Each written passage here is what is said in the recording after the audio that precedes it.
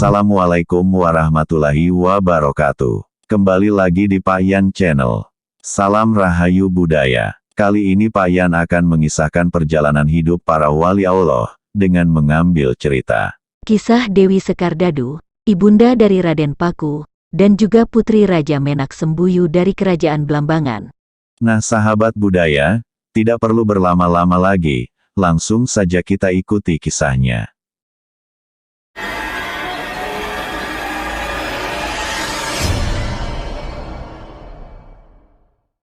Sebelum melanjutkan kisah ini, Pak Yan ingatkan jangan lupa aktifkan subscribe dan loncengnya untuk mendukung, agar channel Pak Yan bisa berkembang.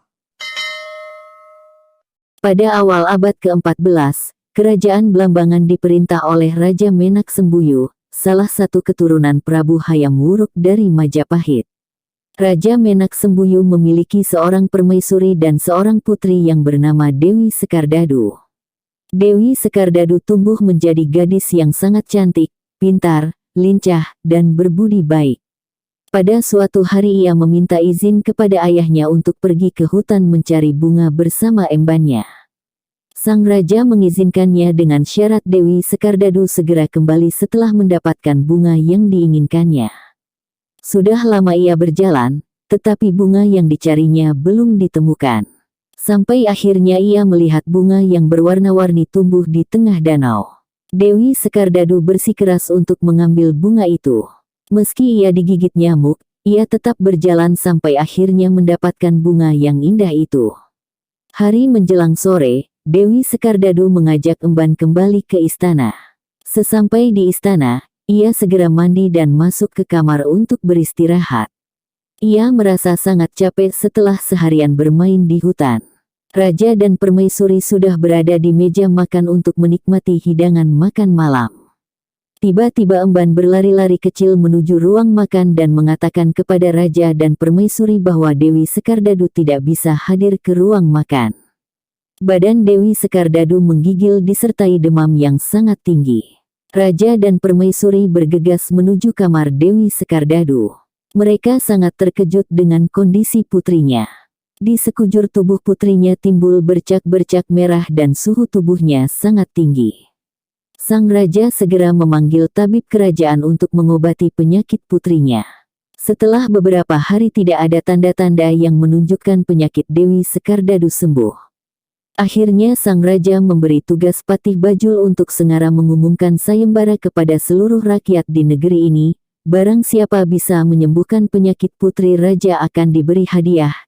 Jika yang berhasil menyembuhkan seorang perempuan, akan dijadikan sebagai saudara bagi Dewi Sekardadu dan jika yang berhasil menyembuhkan adalah seorang laki-laki, akan dijadikan sebagai adipati kerajaan. Namun semuanya yang mengikuti sayembara tidak ada yang berhasil menyembuhkan Dewi Sekardadu. Suatu hari sang raja mendengar kabar bahwa ada seseorang yang sakti mandraguna yang bisa menyembuhkan semua penyakit. Orang itu berpakaian serba putih dan tinggal di tempat yang jauh dari keramaian. Raja Menak Sembuyu segera memerintahkan patihnya untuk mencari orang itu. Patih Bajul segera menarik kekang tali kudanya dan mengarahkan laju kudanya ke gunung yang ditunjukkan itu. Setelah sampai di gunung, Patih Bajul segera menemui orang yang berpakaian serba putih itu yang mempunyai nama Maulanan Ishak. Patih menceritakan tujuannya ke tempat itu.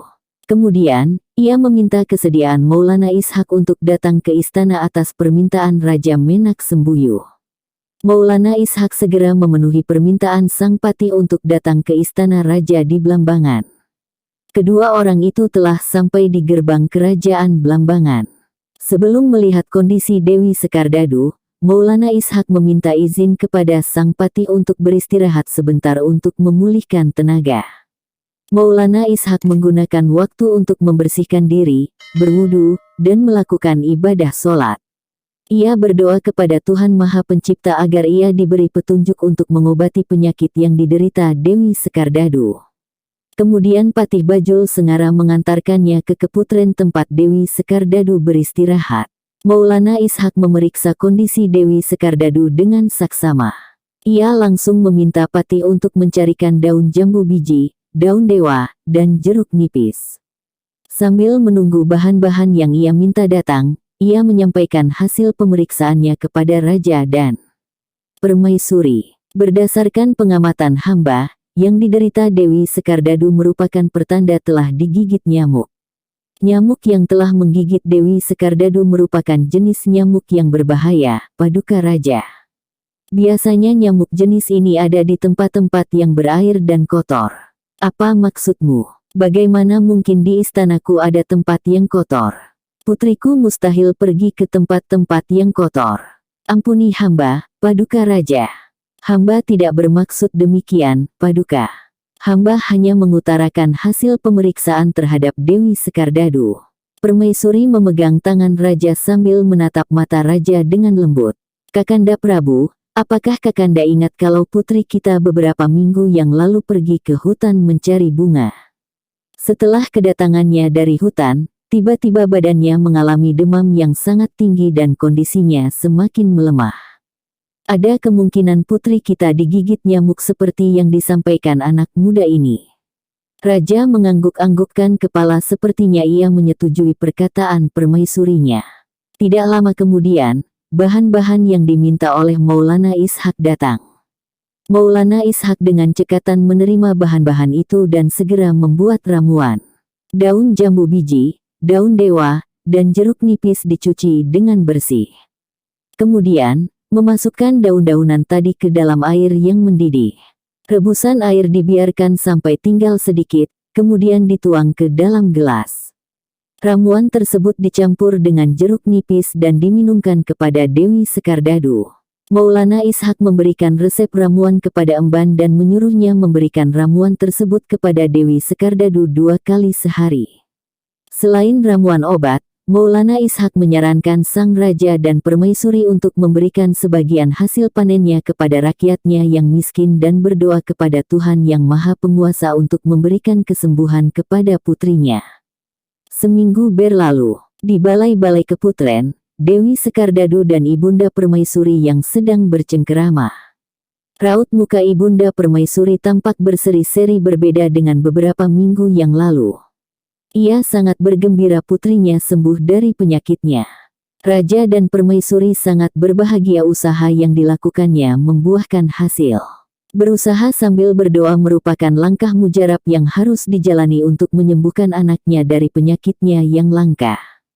Saat ini Dewi Sekardadu berangsur-angsur pulih seperti semula. Gadis yang menawan setiap orang yang melihatnya. Perpaduan antara lembut dan lincah membuatnya semakin memikat setiap orang, terutama para pemuda, tidak terkecuali Patih Bajul Sengara. Ia sering mencuri pandang kepada putri tunggal raja junjungannya. Di pendopo agung kerajaan Blambangan sudah berkumpulnya rakyat dari berbagai kalangan. Hari itu Raja Menak Sembuyu memenuhi janjinya untuk memberikan hadiah bagi siapapun yang bisa menyembuhkan putrinya. Salam sejahtera, rakyatku tercinta. Beberapa minggu yang lalu aku memberikan sayembara untuk kalian. Hari ini aku mengumumkan kepada kalian bahwa sayembara ini aku tutup. Putri kami, Dewi Sekardadu, sudah sembuh dari penyakitnya. Ada seseorang yang berhasil menyembuhkannya. Kami mengucapkan terima kasih kepada pemuda ini yang sudah berhasil menyembuhkan putri kami. Untuk itu, sudah selayaknya kami memberikan hadiah yang sudah kami janjikan. Pemuda ini kami angkat sebagai adipati yang akan memimpin kadipaten baru. Sebagai pemenang sayembara, Maulana Ishak diangkat menjadi adipati. Baru 1 bulan Maulana Ishak memimpin kadipaten baru, banyak perkembangan yang bisa dilihat, seperti sistem perekonomian dan kondisi sosial budaya masyarakat tertata dengan baik. Sang raja semakin tertarik dengan pemuda tersebut. Perilakunya yang sangat santun, kedisiplinan, dan kepandaiannya dalam bidang agama membuat raja ingin mengambilnya sebagai menantu. Pada akhirnya sang raja menikahkan Maulana Ishak dengan putrinya, Dewi Sekardadu. Dewi Sekardadu segera diboyong oleh suaminya, Maulana Ishak, ke kadipaten yang dipimpinnya. Mereka hidup bahagia di tempat baru itu. Pada bulan kedua setelah pernikahannya, Dewi Kudadu dikarunia Sang Maha Pencipta anugerah yang luar biasa, yaitu janin yang ada di rahimnya. Berita bahagia ini segera disampaikan kepada Raja dan Permaisuri. Mereka sangat bahagia karena akan segera memiliki generasi baru yang akan meneruskan kerajaannya. Mahapatih Bajul Sengara tidak senang melihat kebahagiaan keluarga raja.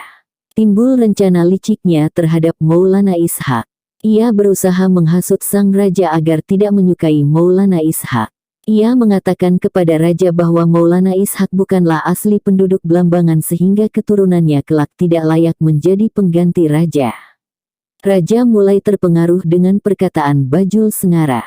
Ia berpikir keras untuk menyingkirkan Maulana Ishak dan memisahkannya dari putrinya. Apa yang harus aku lakukan, Patih?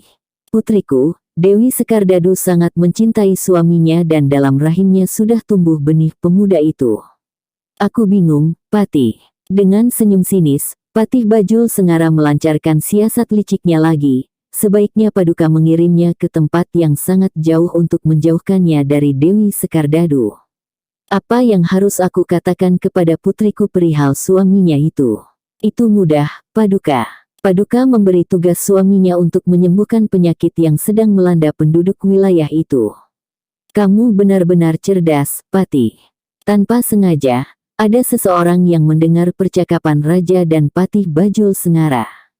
Orang itu cepat-cepat meninggalkan tempat itu agar tidak diketahui oleh Raja dan Patihnya bahwa ia telah mendengar rencana jahat mereka. Dengan wajah pucat dan kaki gemetar ia berjalan tergesa-gesa masuk ke ruang permaisuri. Ia segera meletakkan buah-buahan di kamar permaisuri dan segera meninggalkan ruangan. Beberapa hari ini Maulana Ishak merasa galau, sepertinya akan ada sesuatu yang terjadi. Ia berdoa agar ia dan keluarganya selalu dilindungi Tuhan dan dijauhkan dari segala sesuatu yang buruk. Maulana Ishak baru saja menyelesaikan sholat malam. Datanglah seorang prajurit dari istana raja. Tidak biasanya ada prajurit yang datang ke tempatnya sepagi buta. Prajurit itu menyampaikan pesan raja. Pesan itu berisi perintah kepada Adipati Maulana Ishak untuk pergi ke sebuah tempat yang sedang dilanda wabah penyakit yang mematikan. Baiklah, prajurit, tolong sampaikan kepada Paduka Raja bahwa aku siap menjalankan tugas yang dititahkannya. Maulana Ishak berjalan menuju tempat tidur istrinya tercinta. Istrinya terbangun. Lalu, Maulana Ishak berpamitan kepada istrinya bahwa ia mendapat tugas mulia dari Paduka Raja. Sebelum aku pergi, aku akan mengirim seseorang untuk menjemput emban agar menemanimu, Dinda. Aku akan merasa tenang kalau meninggalkanmu dengan seseorang yang menyayangimu, kata Maulana Ishak kepada istrinya dengan tersenyum. Cepat kembali, Kanda. Kami akan sangat merindukanmu, Kanda. Dewi Sekardadu berkata demikian sambil mengelus perut buncitnya. Dewi Sekardadu melepas kepergian suaminya dengan air mata yang menggenang di pelupuk matanya. Entahlah, ia sangat merasa gundah dengan kepergian suaminya itu. Dalam hatinya ia memohon kepada Tuhan Yang Maha Pelindung agar melindungi suaminya dimanapun ia berada dan memohon agar suaminya kembali dengan selamat. 3 bulan telah berlalu, tetapi suami Dewi Sekardadu belum kembali dari tugas yang diberikan oleh ayahandanya. Ia mulai gelisah memikirkan suaminya walaupun emban selalu menghiburnya untuk selalu tenang. Emban tidak tega melihat kesedihan Dewi Sekardadu, tetapi ia tidak berani mengatakan apa yang sudah didengarnya ketika ia berjalan menuju kamar permaisuri. Ia mendengar dengan jelas percakapan antara Raja dan Mahapatih Bajul Sengara. Seketika itu ia merasa gugup dan bibirnya gemetar. Bibi, apakah engkau sakit? Emban terkejut mendengar pertanyaan dari Dewi Sekardadu. Emban hanya menggelengkan kepala. Beristirahatlah, Bibi. Engkau pasti kelelahan. Lihat wajahmu sangat pucat. Emban merasa malu dengan pertanyaan Dewi Sekardadu. Seharusnya ia yang harus menghibur Dewi Sekardadu, bukan sebaliknya.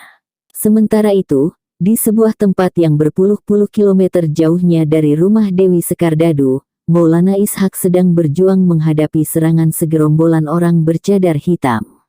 Gerombolan itu terdiri atas 5 orang yang berpakaian serba hitam dan berkendara kuda. Ia melarang Maulana Ishak kembali ke rumahnya. Ia mengancam akan menghabisi nyawanya jika ia melawannya. Maulana Ishak, seorang yang sakti mandraguna, tetapi rendah hati itu hanya tersenyum menghadapi ancaman mereka. Maulana Ishak meminta mereka untuk menyingkir dari jalan yang akan dilaluinya. Mereka malah menyerangnya. Maulana Ishak berhasil melepaskan diri dan selamat dari gerombolan itu.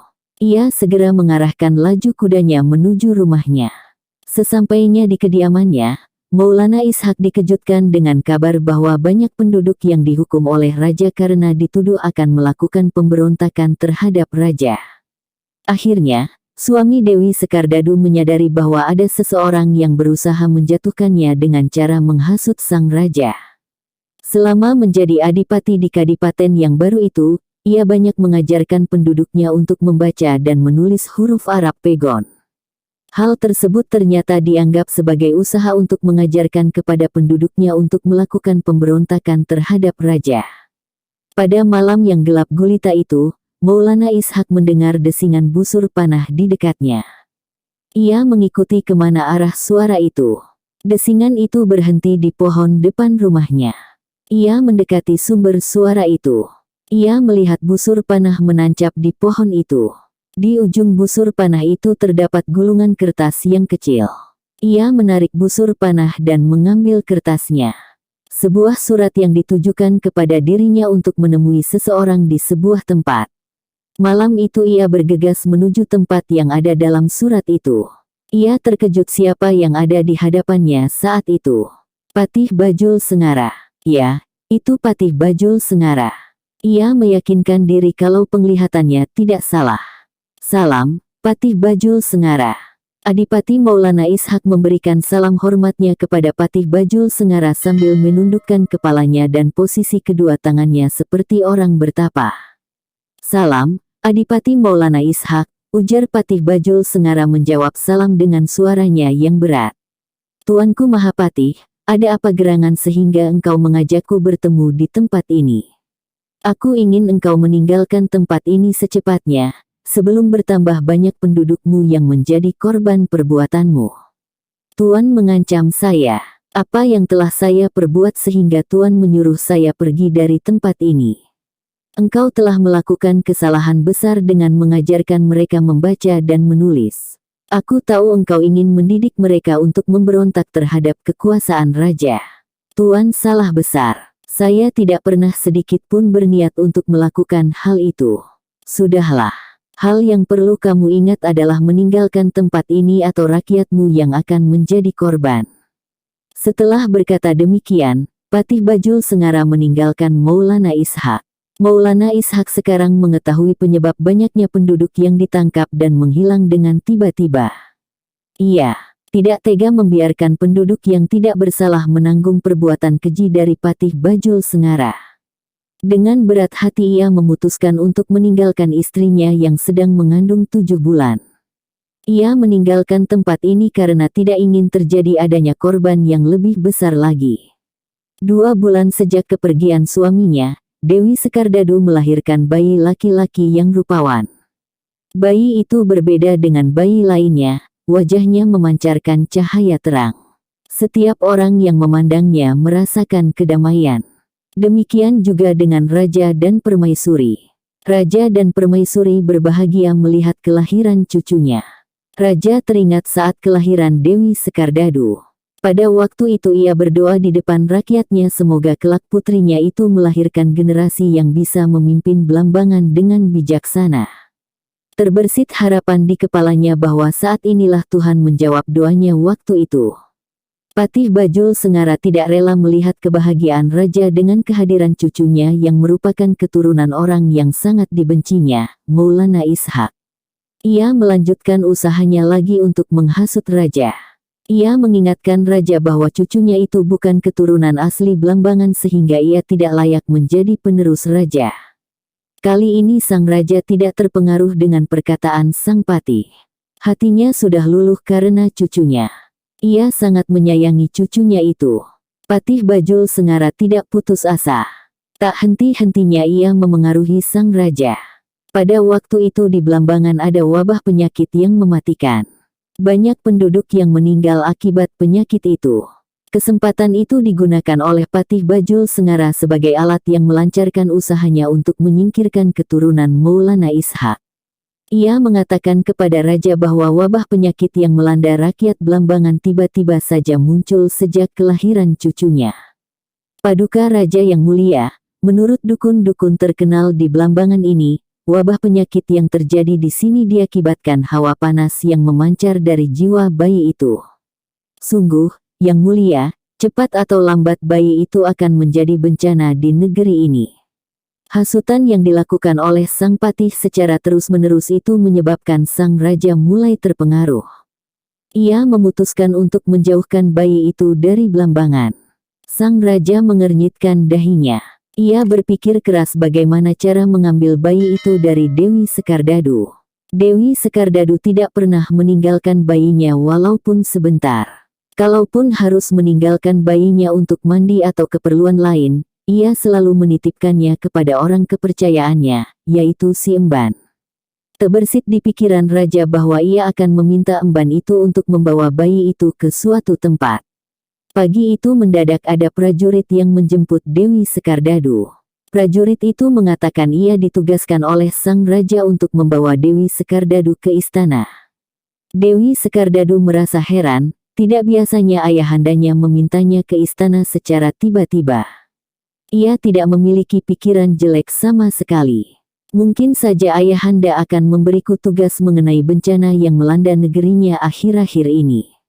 Patih yang biasanya dipercaya untuk menjalankan tugas negara sedang pergi keluar istana. Hal itulah yang ada di benak Dewi Sekardadu. Kali ini ia merelakan bayinya dititipkan kepada emban yang sangat dipercayainya. Bibi, tolong jaga anakku dengan baik ya.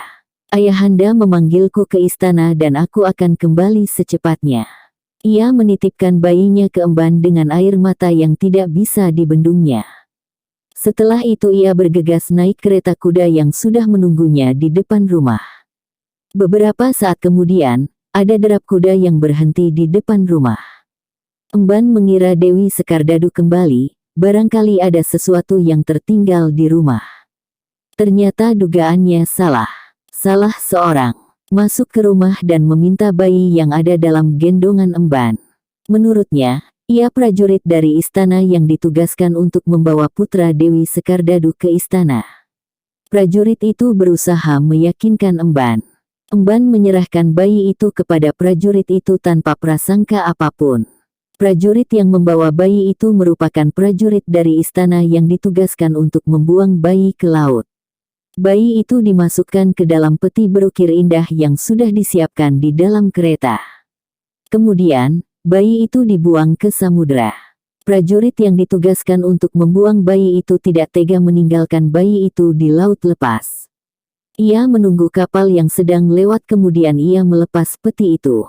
Setelah ia yakin bahwa peti itu diambil oleh seseorang yang ada dalam kapal itu, baru ia pergi dari tempat itu. Pada suatu malam ada sebuah kapal dagang yang melintasi Selat Bali. Ketika berada di tengah-tengah lautan, tiba-tiba kapalnya tidak bisa bergerak.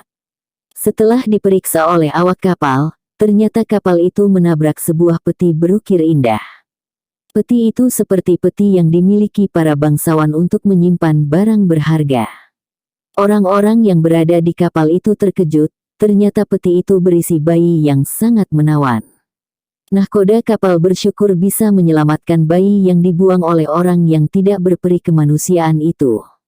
Kemudian, bayi itu diserahkan oleh nahkoda kapal kepada pemilik kapal, yakni Nyi Ageng Pinatih, seorang pengusaha kaya dari Gresik. Dewi Sekardadu tidak kuat membendung air matanya. Ketika suaminya memutuskan pergi dari rumahnya, ia masih bisa menahan kekecewaan hatinya. Namun, ketika anaknya yang masih bayi itu hilang, dia tidak bisa menahan tangisnya. Ia kecewa dengan tindakan yang dilakukan oleh ayahandanya. Akhirnya, ia memutuskan untuk meninggalkan kerajaan Blambangan. Dewi Sekardadu bingung apa yang harus ia lakukan untuk mencari anaknya. Ada petunjuk yang mengatakan bahwa anaknya telah dibuang ke samudera dan ditemukan oleh anak buah kapal yang sedang berlayar di Selat Bali. Ia pergi ke pantai menunggu setiap kapal yang berlabuh ditemani oleh emban setianya. Setiap ada kapal yang berlabuh, ia bergegas mencari tahu keberadaan anaknya. Namun, tidak ada petunjuk sama sekali. Akhirnya ia memutuskan untuk menumpang di salah satu kapal yang akan berlayar menuju Surabaya. Ia berharap akan mendapat informasi mengenai keberadaan anaknya. Dalam perjalanan tersebut, kapal yang ditumpanginya dihantam ombak yang sangat besar sehingga kapalnya tenggelam. Tubuh Dewi Sekardadu ditemukan oleh nelayan yang sedang mencari ikan di laut. Kemudian, nelayan itu menyelamatkan dan membawanya pulang ke rumahnya yang berada di daerah Kepetingan, Sidoarjo. Dewi Sekardadu akhirnya menetap di daerah itu sampai akhir hayatnya. Djoko Samodra, itulah nama anak angkat Nyi Ageng Pinati. Ia memberi nama Djoko Samodra karena anak itu ditemukan di tengah lautan ketika masih bayi. Ia merawat bayi itu seperti anak kandungnya sendiri. Ketika Djoko Samodra berusia 11 tahun, ia mengirim Djoko Samodra ke pesantren Ampel Denta, Surabaya. Ia menyerahkannya kepada Sunan Ampel, pengasuh pesantren Ampel Denta untuk dididik dengan ilmu agama. Pada suatu malam, sehabis salat tahajud, Sunan Ampel berkeliling untuk mendoakan seluruh santrinya dan memeriksa santrinya satu persatu. Ia terkejut. Ada salah satu di antara santrinya yang memancarkan cahaya yang menyilaukan. Ia memberi tanda pada santri yang mengeluarkan cahaya tadi dengan mengikat sarungnya. Pada keesokan harinya, ia memanggil santri-santrinya itu. Mereka ditanyai siapa yang ketika bangun tidur ada ikatan di sarungnya. Ternyata santri yang mengeluarkan cahaya itu adalah Djoko Samodra. Ia beranggapan pasti Djoko Samodra bukan anak sembarangan. Ketika Nyi Ageng Pinati menjenguk Djoko Samodra di pesantren, Sunan Ampel mencari informasi mengenai Djoko Samodra. Setelah Nyi Ageng Pinati menceritakan kisah Djoko Samodra, ia semakin yakin bahwa anak itu bukanlah anak orang biasa. Ia ditemukan di dalam peti seperti milik bangsawan. Sunan Ampel teringat cerita temannya yang sekarang berada di Pasai. Sebelum pergi ke Pasai, ia menceritakan kisahnya kepada Sunan Ampel. Sekarang Sunan Ampel merasa yakin bahwa Djoko Samodra adalah anak temannya, Maulana Ishak. Setelah itu, Sunan Ampel menyarankan kepada Nyi Ageng Pinati untuk mengganti nama Djoko Samodra menjadi Raden Paku agar nama itu tidak mengingatkan kepada Djoko Samodra bahwa ia hanyalah anak yang terbuang di lautan. Nyi Ageng Pinati menyetujui saran dari Sunan Ampel. Ia percaya penuh kepada ulama yang sangat dihormati masyarakat itu. Raden Paku bersahabat dengan putra Sunan Ampel, yaitu Raden Makdum Ibrahim. Mereka saling menyayangi dan saling mengingatkan layaknya dua bersaudara. Ketika berusia 16 tahun, Raden Paku dan Raden Makdum Ibrahim disuruh Sunan Ampel untuk mendalami ilmu agama di Pasai. Mereka juga belajar ilmu lainnya, seperti ilmu sosial, ekonomi, dan budaya. Ketika sampai di Pasai, orang pertama yang ditemui Raden Paku adalah Maulana Ishak. Sunan Ampel telah menceritakan kepada Raden Paku bahwa Maulana Ishak adalah ayahnya. Pertemuan ayah dan anak yang belum pernah bertemu itu sangat mengharukan. Keduanya saling menceritakan kisahnya masing-masing. Raden Paku menceritakan bahwa ia ditemukan oleh awak kapal di lautan dan diangkat anak oleh seorang perempuan yang berasal dari Gresik. Kemudian, ia disekolahkan di pesantren Ampel Denta yang diasuh oleh Sunan Ampel. Maulana Ishak juga menceritakan mengapa ia sampai meninggalkan ibu dan Raden Paku. Raden Paku menangis sesenggukan mendengar cerita ayahnya. Ia menangis tidak karena merasa disia-siakan oleh kakeknya, tetapi ia menangis karena memikirkan nasib ibunya yang tidak diketahui keberadaannya. Selama berada di Pasai, Raden Paku dan Raden Makdum Ibrahim banyak belajar berbagai hal dari beberapa ulama, baik yang berasal dari Nusantara atau yang berasal dari negeri asing. Setelah 3 tahun berada di Pasai, kedua sahabat itu disuruh Maulana Ishak untuk kembali ke tanah airnya. Maulana Ishak membekali keduanya dengan bungkusan kain putih yang berisi tanah. Kelak bila tiba saatnya untuk mendirikan pesantren, mereka disuruh oleh Maulana Ishak untuk mencari tanah sama persis dengan tanah yang ia bawa dari Pasai. Sesampainya di Ampel Denta, Raden Makdum Ibrahim disuruh oleh Sunan Ampel menetap dan berdakwah di daerah Tuban. Raden Paku disuruh oleh Sunan Ampel untuk kembali ke rumah ibu angkatnya, Nyi Ageng Pinatih di Gresik. Selama berada di Gresik, ia membantu ibunya berdagang sambil mengamalkan ilmu yang diperolehnya selama berada di pesantren. Raden Paku sering melakukan perjalanan antar pulau untuk menjalankan dagangannya. Usaha Raden Paku maju pesat. Ketika usahanya sedang berjaya, ia meminta izin kepada ibunya untuk berhenti dari usahanya itu. Ia ingin lebih memusatkan perhatian dalam mengajarkan ilmu agama. Ibu angkatnya itu mengizinkannya. Sampai akhirnya ia mendirikan sebuah pesantren di dataran tinggi sehingga ia mendapat julukan Sunan Giri.